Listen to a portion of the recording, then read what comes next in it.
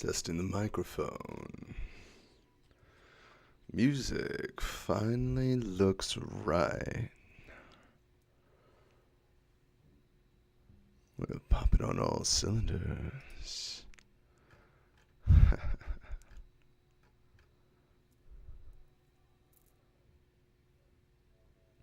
Let's begin, shall we?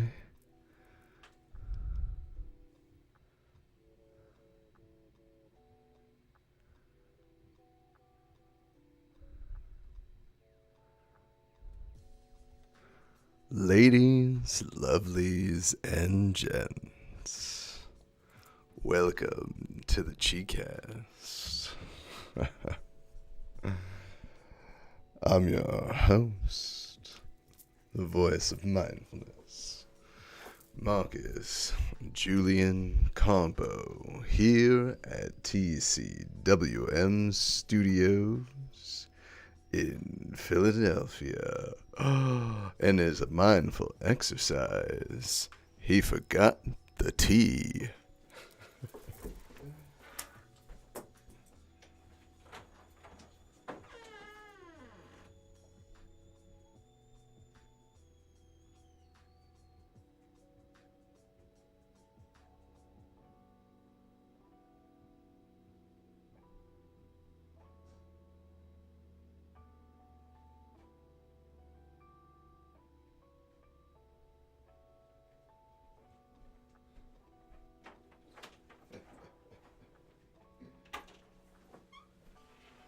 It's gonna be one of those nights.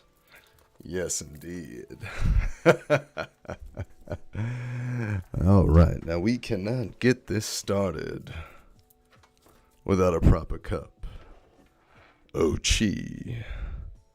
Straight from our beautiful, beautiful Philadelphia Museum of Art. Now, I gotta tell ya, I have been in meetings absolutely all day for several days straight.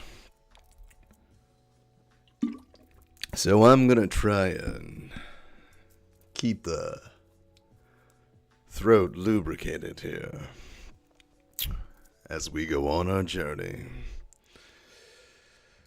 So, as we begin, I gotta tell you, I saw the Batman over the weekend.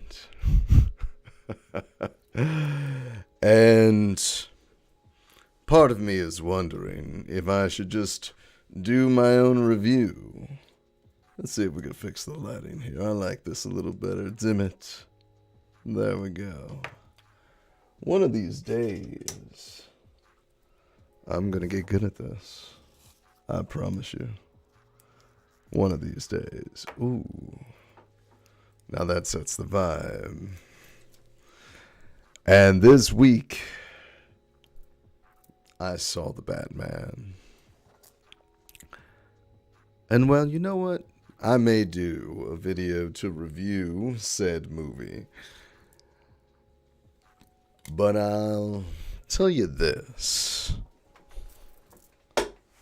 I enjoyed it. Sadly, for all the wrong reasons.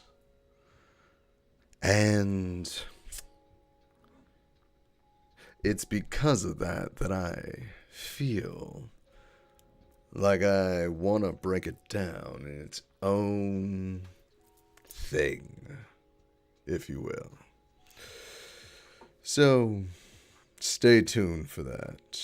Perhaps. If you like the idea of a Batman review a la Tai Chi guy, let me know in the comments. I'll give it a shot. With that said, it just happened to come to my mind as we went live. The Khufu is here to join us. Hey, bud. And then he leaves. We didn't so much as get a tail that time. He just walked right out of my life. Sadness. So much sadness.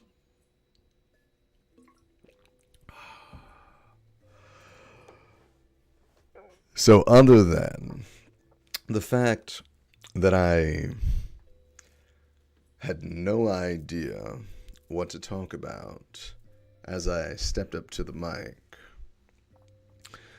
there were a few things that dawned on me in that moment as I realized why I was having trouble thinking about things. And anyone close to me knows the last several days have been taxing, stressful. And I find myself carried on the shoulders of you guys during this time.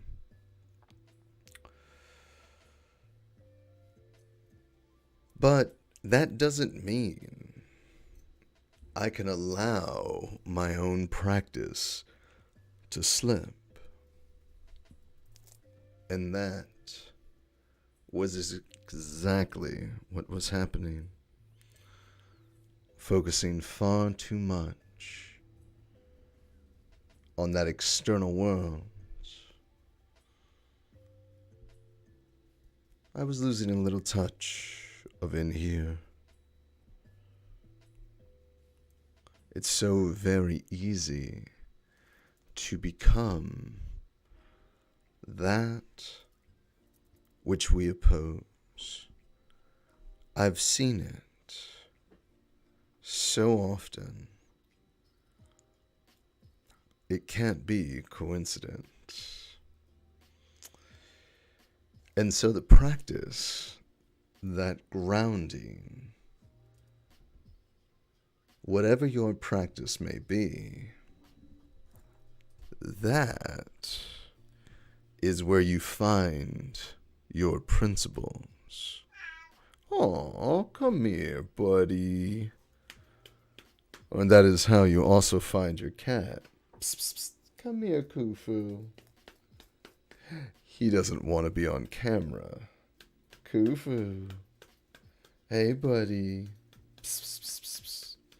Let's see if we can get him to come up on the camera. Come here, my fine formal friend. Ah, I caught a kitty cat. Excellent. Hey, bud, I haven't seen him all day. I have been in meetings, like I said. And this was kind of my point. I realized I had missed out on my practice, neglected myself for whatever was consuming me in that moment. And so yesterday, Sunday, I made sure I started getting back into the groove of things, settling and sinking. Not perfect, certainly. Not even close, as a few of my friends saw. But ladies and gentlemen, and all my lovely siblings,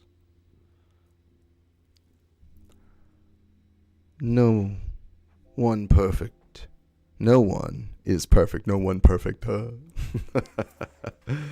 No one's perfect.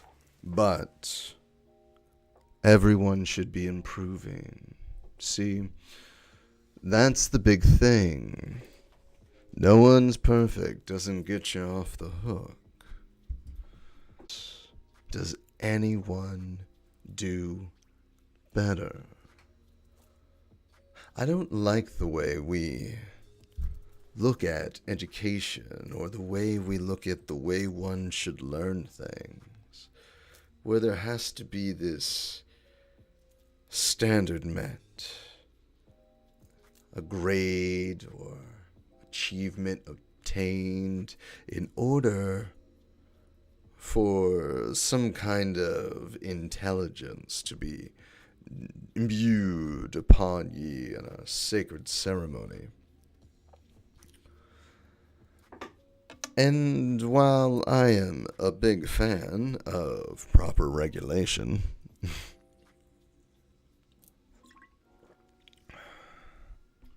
learning for a letter and learning to learn are two entirely different pursuits.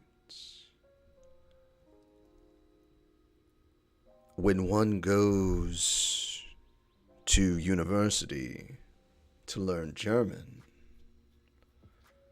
inevitably they are in pursuit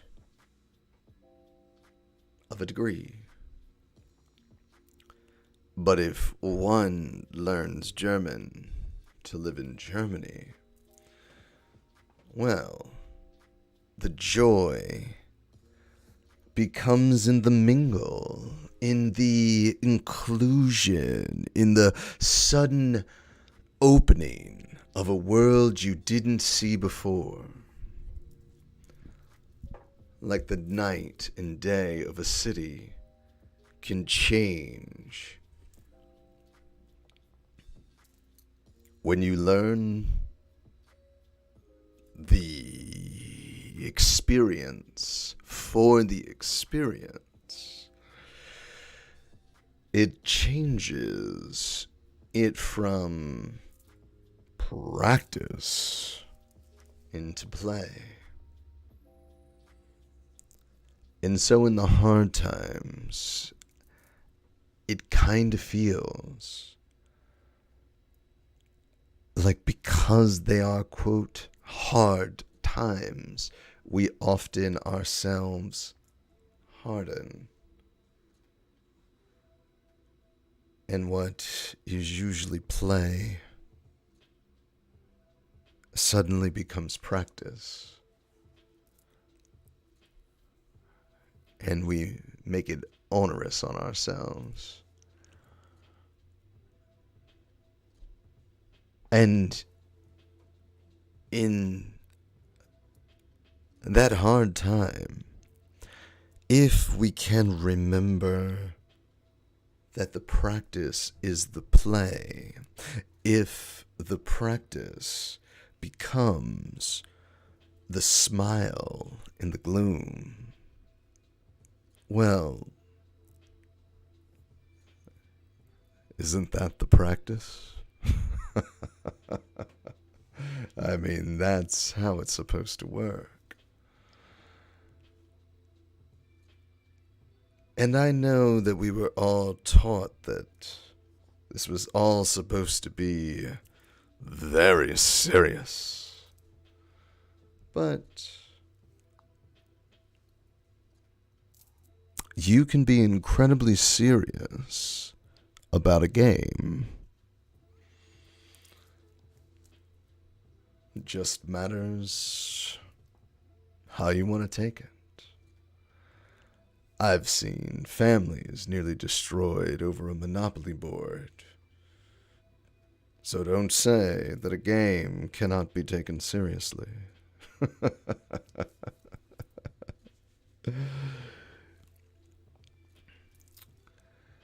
The other thing is, the more you practice, the more techniques you learn as you improve upon the techniques you have. I recognized this, I think I talked about this last week, in my writing, as my body gets more and more used to just the motion, the sequence of events as they unfold, my mind suddenly has the opportunity to think about other things, like my breath, my cadence, my merging with the gears, the road, feeding into the curves, looking further down the path than normal. So more so anticipating what's to come, but not so much anticipating as to bend to things naturally, sending the mind ahead for the body to follow. It's very Tai Chi in a way, because it's not as if when you turn the corner or turn a curve, that suddenly you have a out-of-body experience that takes you forward to where you want to go. Time for a warm-up. Excuse me. But your intention suddenly becomes there, and your body sinks in to where your eyes are going, and then you find your drift to follow. Now you're there. Now you're on your way. And suddenly you arrive, but you continue on. Your intent going forward, your body moving with the intent, in a way, two places at once, and yet it's all happening right there in your head.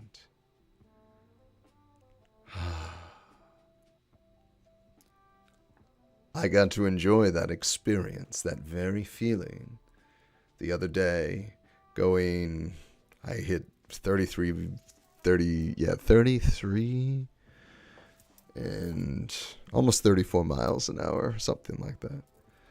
And it was, not that that's super, super fast, and it was on a descent, but it's fast. And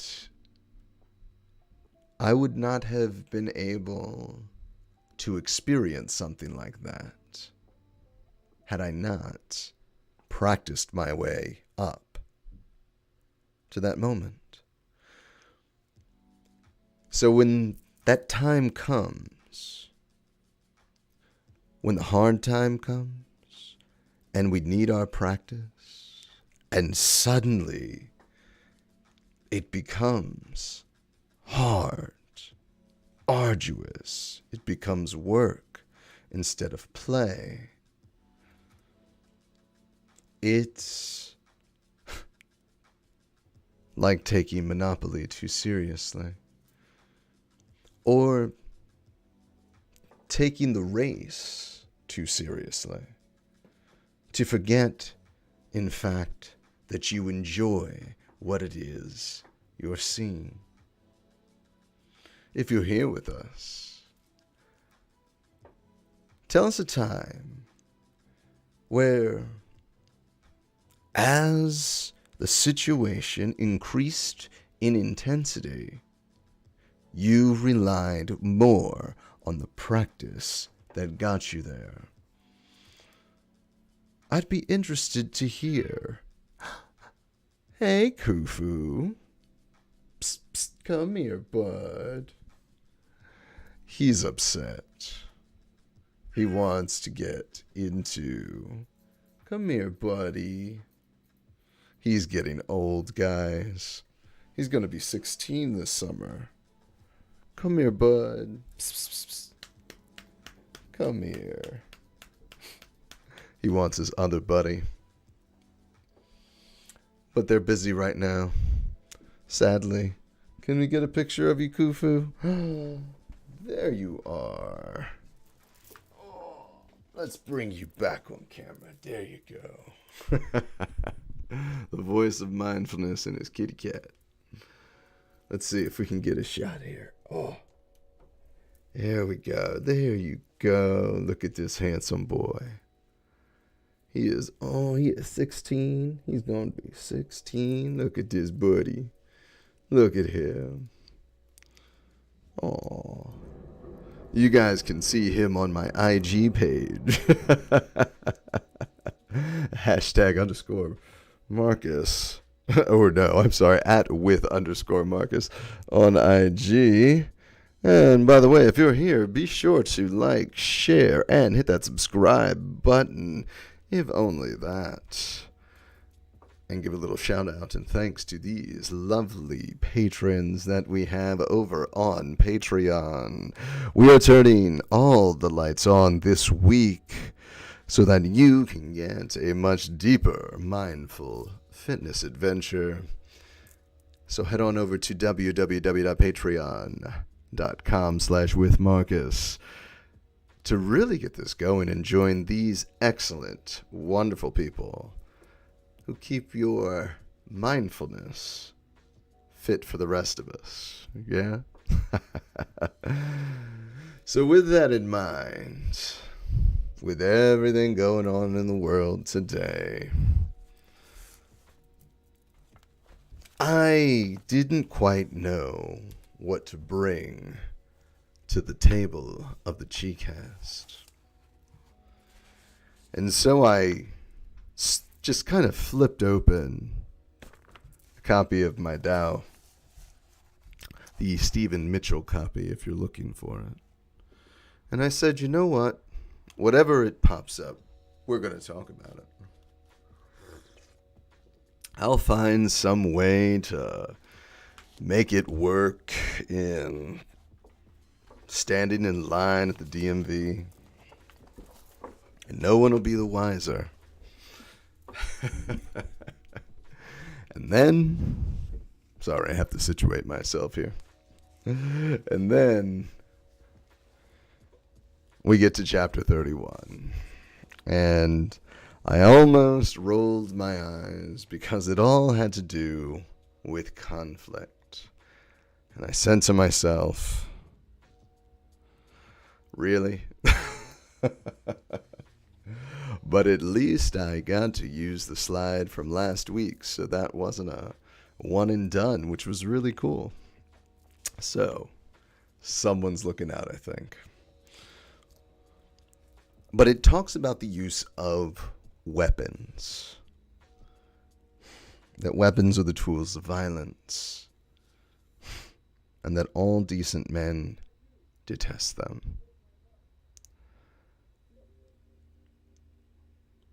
And this seems to be obvious, right?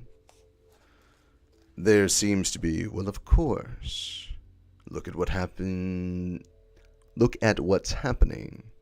in the Ukraine.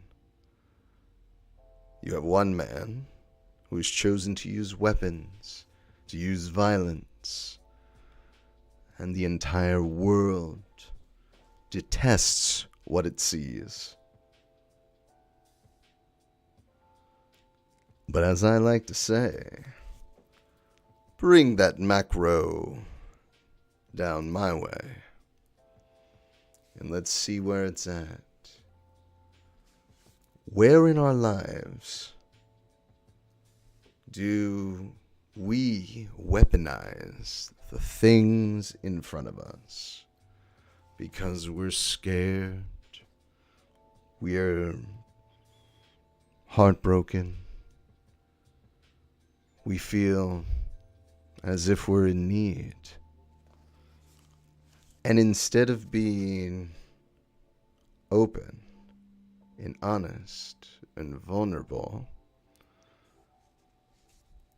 we lash out or try to manipulate a situation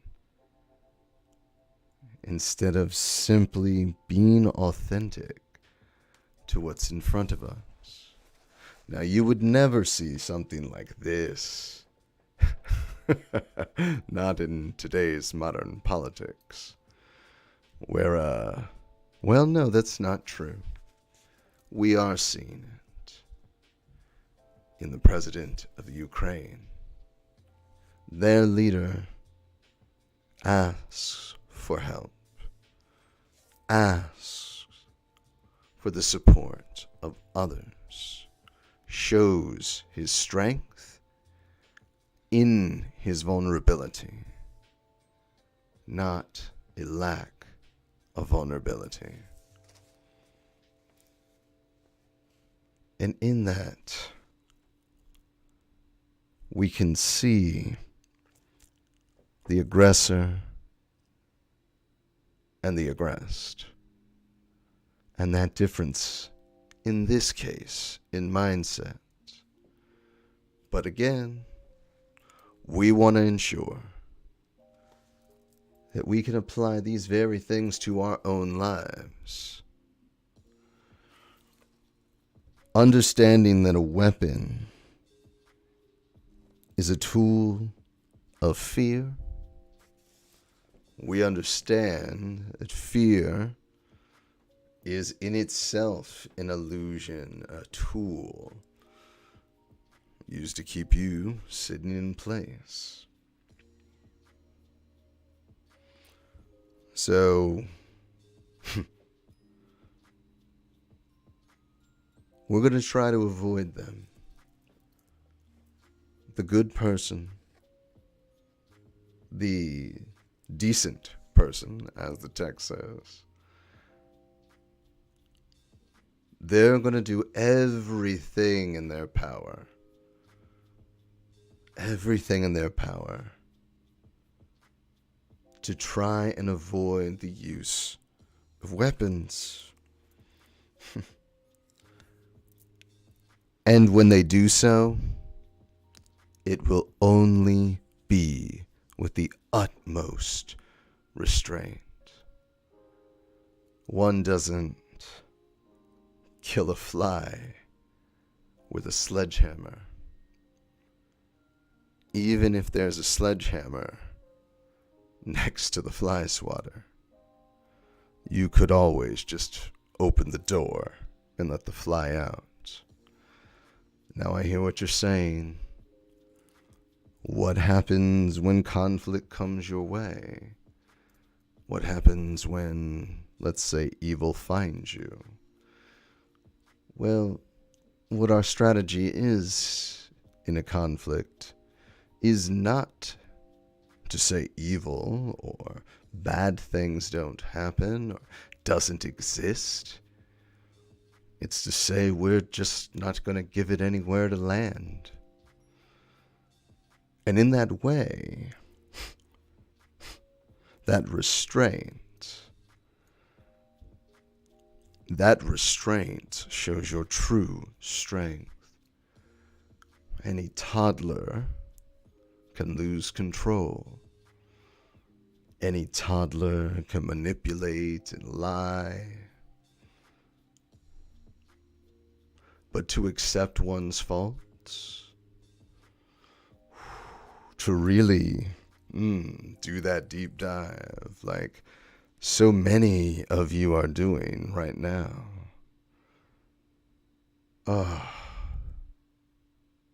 That's a tough one. That's that illusion that goes inward. And because of our practice, that's usually where we're at. It's hard to have enemies. It's hard to think about attacking someone else when you're trying to make peace with yourself. And so in this,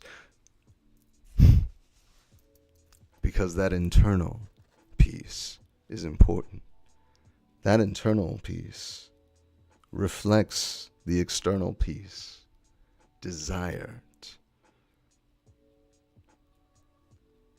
by the virtuous, by the decent, whatever you want to call it. but nothing but peace is desired in all truth.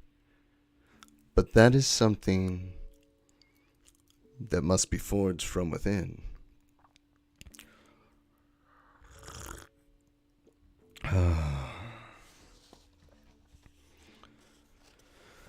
Because a peace has been shattered.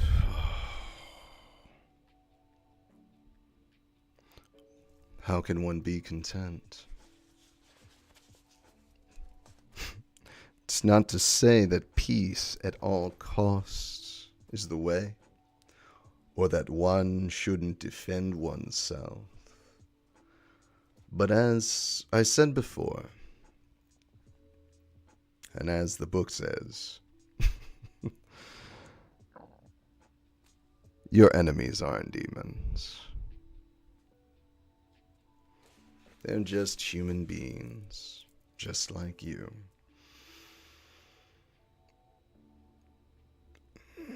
Even if they're a Dallas Cowboys fan. Yes, even they are human beings, just like you.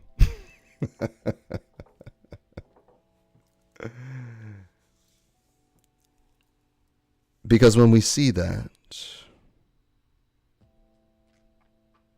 two things happen. One, there's no rejoicing.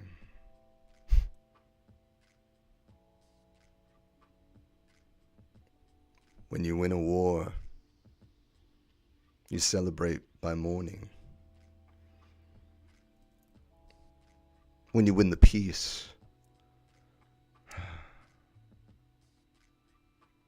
you felt that? Yeah. When you win the peace, there's a powerful phrase.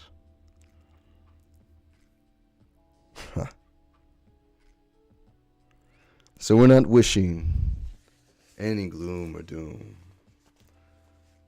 We're only wanting the peace. It's not to say that conflict doesn't exist. In fact, conflict is necessary. It's really the only way things get done. But if we accept conflict, change, as inevitable, well, then we know we have to work together. Because your side and their side share the same side.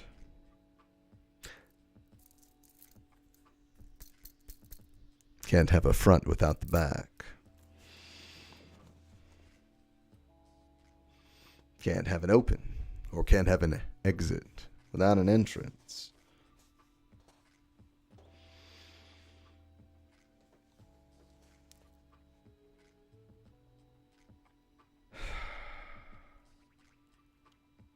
And so, conflict, ultimately, best avoided. Mercy and grace, always chosen. And when we look at our own personal lives, we find conflicts everywhere. In our conversations with our partners, our children, that may annoy us and or irritate us.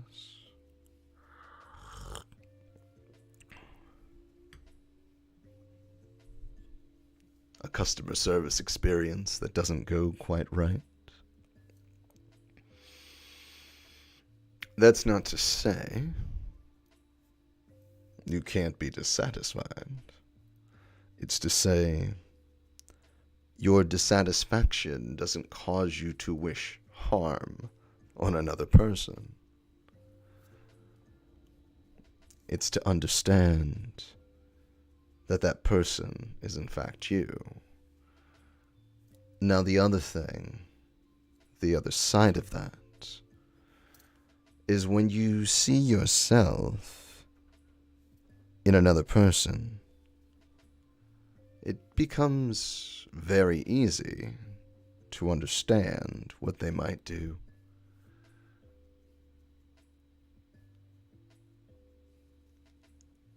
And if they're going to force the conflict, that cannot be avoided.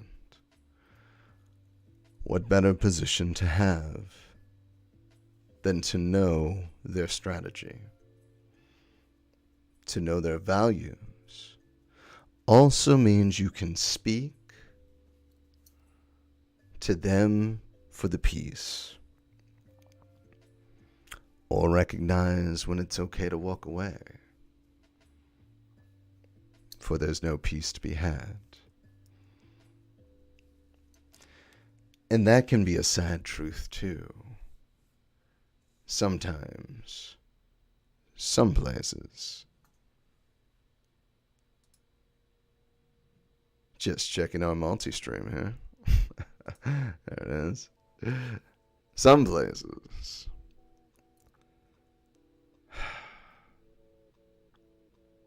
sorry, that jumped up in. That threw me off. Where were we? So, chapter 31 of the Tao Te Ching. The fact is, I just thought that was hilarious to be the chapter that randomly opened as I flipped it. And it's strange how that works sometimes. The universe always seems to give you exactly what you need if you ask for it. Tonight, with everything going on, my practice, I recognized it as something that I was missing and something I needed to hone back in on in order to weather the storms, the climbs, and the descents that always come with life. Now, is it true that certain things seem overwhelming? Oh yeah. Behind the cloak, behind the doors, I'm just like you. Probably worse. In my circumstance or situation. And yet,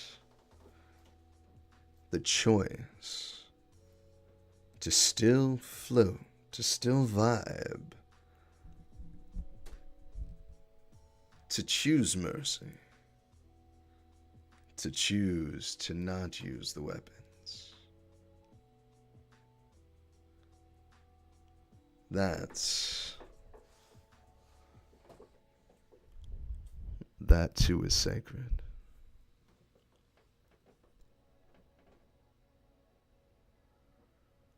And in my closing thoughts with this,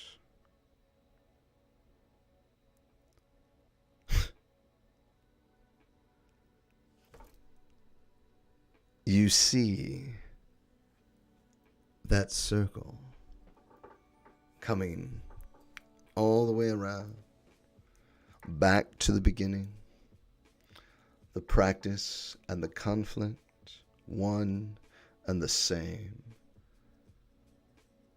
The conflict shows the need for practice, the practice making the conflict survivable and or winnable. And recognizing the peace after, before it even begins. This is how we all eat. This is how it works together.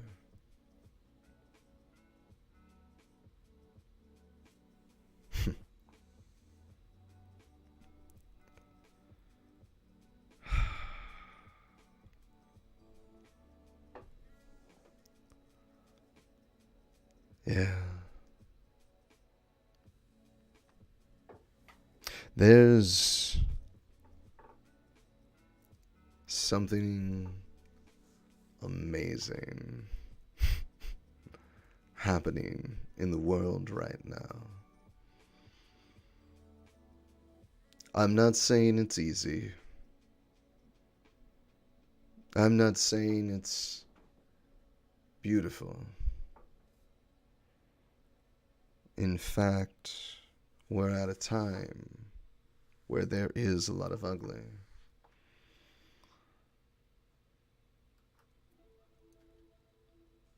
But in the confusions that the world is finding itself in, as the quarantines are lifted, as people are being cattled back to work for no reason other than a flex, we find ourselves at a crossroads, a place where our paradigm may be shifting. Not in this age of Aquarius dawning, but in the end of the Depression, World War II sort of shifting of paradigms. These every few generational paradigm shifts, where a world order or something into that order changes.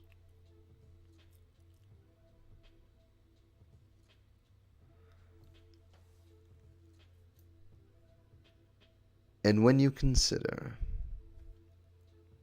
that which is ugly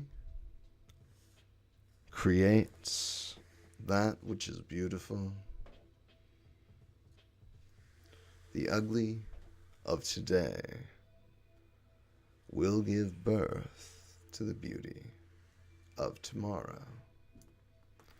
Now you'll say, well, Marcus, doesn't that mean beauty will bring ugliness? Maybe. Or maybe we just live in the moment. Take it as it comes. And not pick up those weapons to ensure beauty never leaves the room.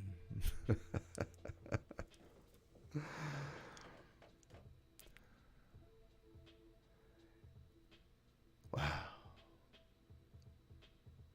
I want to thank our patrons for being with us over on Patreon.